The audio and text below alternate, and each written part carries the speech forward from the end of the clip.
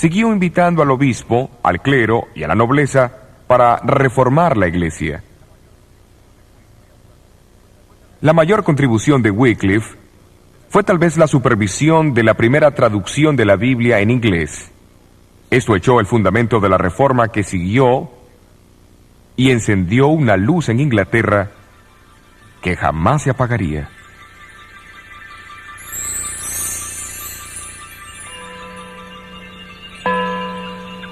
Wycliffe falleció en diciembre de 1384, después de haber sufrido un derrame cerebral mientras daba la Santa Cena aquí en su iglesia.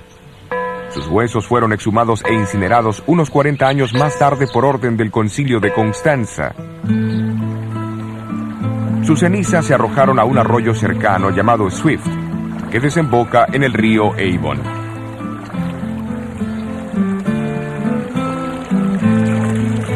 El río Avon al del Severn hacia el mar, como la obra de Wycliffe, las aguas se extenderán.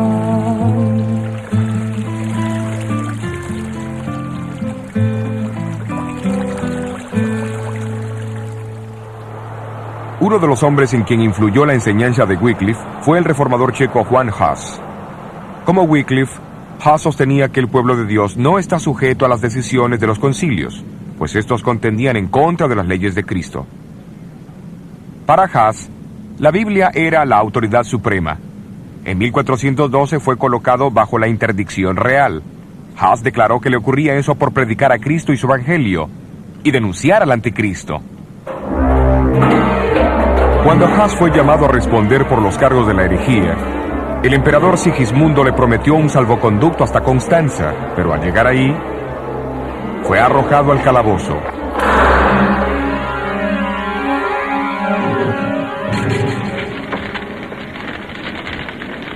El mismo concilio de Constanza que había ordenado la exhumación de los restos de Wycliffe, condenó a Hus a la hoguera el 6 de julio de 1415. En todas las edades, Dios dispuso de fieles testigos de las verdades del Evangelio. Aunque ellos no siempre percibían esas verdades claramente o sin errores, amaban a Dios y a su palabra, y habían seguido la verdad como ellos la entendían. El profeta Daniel usó imágenes literarias de una bestia y de cuernos para profetizar el surgimiento y la obra del gran sistema religioso apóstata que perseguiría a la minoría de los fieles de Dios. Y en el capítulo 12 de Apocalipsis, el apóstol Juan también usó símbolos para describir la experiencia del pueblo de Dios en las manos de este poder. Él habla de un terrible conflicto entre un gran dragón rojo y una hermosa mujer y su descendencia. El dragón es identificado como aquella antigua serpiente llamado Diablo y Satanás, que engañó al mundo entero. La hermosa mujer representa la fiel iglesia de Dios. El comienzo de este conflicto se describe en Génesis capítulo 3. Dios dijo a la serpiente que él pondría enemistad entre ella y la mujer, y entre su simiente y la de ella. Ahora en Apocalipsis 12, Juan ve la continuación de esta guerra de odio entre la serpiente, el dragón y la mujer. Él describe a la mujer como vestida del sol, la luna debajo de sus pies y sobre su cabeza una corona de 12 estrellas. Se la retrata como esperando ansiosamente el nacimiento de Jesús. El dragón también espera este nacimiento. Cuando se frustran sus intentos en contra del niño varón, él se vuelve contra la mujer o la iglesia. Sus ataques son similares a los que lanzó contra Jesús. Primero con persecución y muerte, y luego a través del sistema religioso apóstata que enterró la verdad de Dios bajo tradiciones. Pero el revelador no nos deja lamentar los sufrimientos de los descendientes de la mujer. Él explica cómo Dios preservaría a su iglesia en áreas poco habitadas, simbolizadas por el desierto. Ambos, Daniel y Juan, previnieron la persecución del pueblo de Dios, por el mismo periodo de tiempo. En el caso de Daniel, un tiempo, tiempos y mitad de un tiempo, o 1260 días. Asimismo, en Apocalipsis 12 y versículo 6 leemos: la mujer huyó al desierto donde tiene lugar aparejado por Dios, para que allí la mantengan por 1260 días. ¿Pero será que los escritores se referían a días literales? Por más de 2000 años, los estudiosos de la Biblia han identificado el principio de día por año. Mucho antes del nacimiento de Cristo, los judíos que tradujeron el Viejo Testamento al griego fueron los primeros en atribuir este principio al libro de Daniel. Desde el siglo XII, escritores cristianos también han identificado los 1260 días como 1260 años. Durante ese tiempo, la iglesia huiría del dragón, pero Dios prepararía un lugar seguro para su pueblo.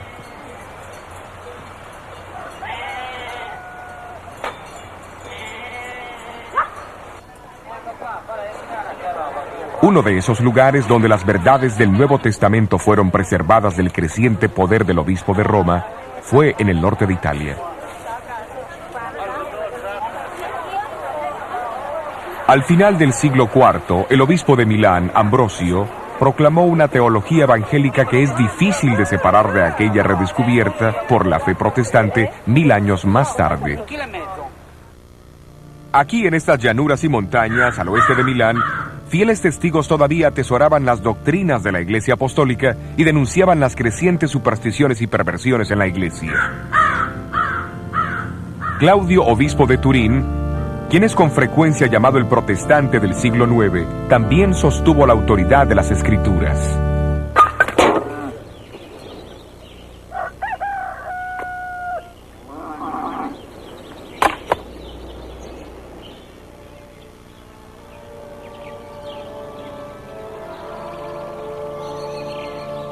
Estos cercanos valles y montañas llegaron a ser lugar de refugio para tal vez los más antiguos de los testigos que representaban la iglesia en el desierto, los valdenses.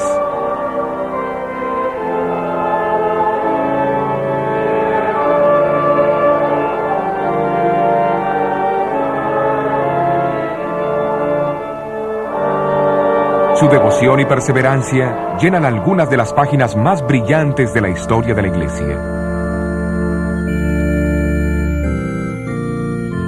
Muchos han mantenido que el nombre valdenses es derivado de Pedro Gualdo, que fundó el grupo Poor Men's of Lyons a fines del siglo XII. Pero la historia demuestra que grupos evangélicos en el norte de Italia sostuvieron las enseñanzas de la Iglesia Apostólica mucho antes de la llegada de Gualdo. Fuera de la sede central de la iglesia valdense en Torre Pellice, se encuentra esta estatua de Henry Arnault, el famoso líder de los valdenses del siglo XVII, o los Vaudois, como se los llamaban. Él una vez dijo de su pueblo: en realidad los Vaudios son descendientes de aquellos refugiados de Italia, quienes después de San Pablo predicaron el Evangelio ahí.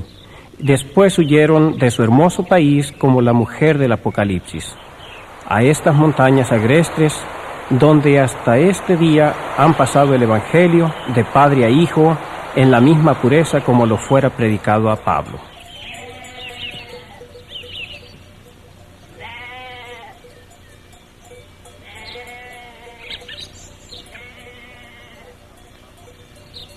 Los historiadores han afirmado que la ingeniería más avanzada podría haber adaptado estos valles de una mejor manera para el propósito de ofrecer refugio para los fugitivos.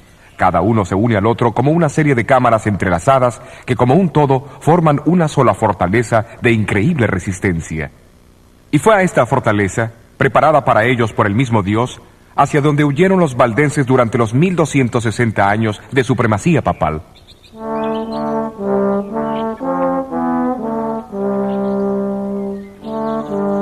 En el corazón de estas montañas está situada la región más importante de todos sus valles, el Prat del Torno.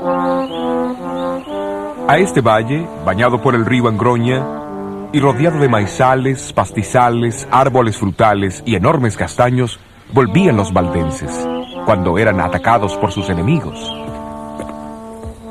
Fue aquí también donde fueron entrenados sus misioneros, en el colegio de Bardes. La Biblia era su único libro de texto. En los siglos anteriores a la invención de la imprenta, memorizaban evangelios enteros y muchas de las epístolas.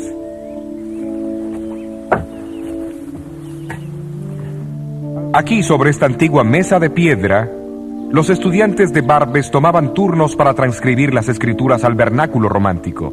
puesto que los valdenses fueron uno de los primeros pueblos de Europa que obtuvieron la traducción de las Escrituras.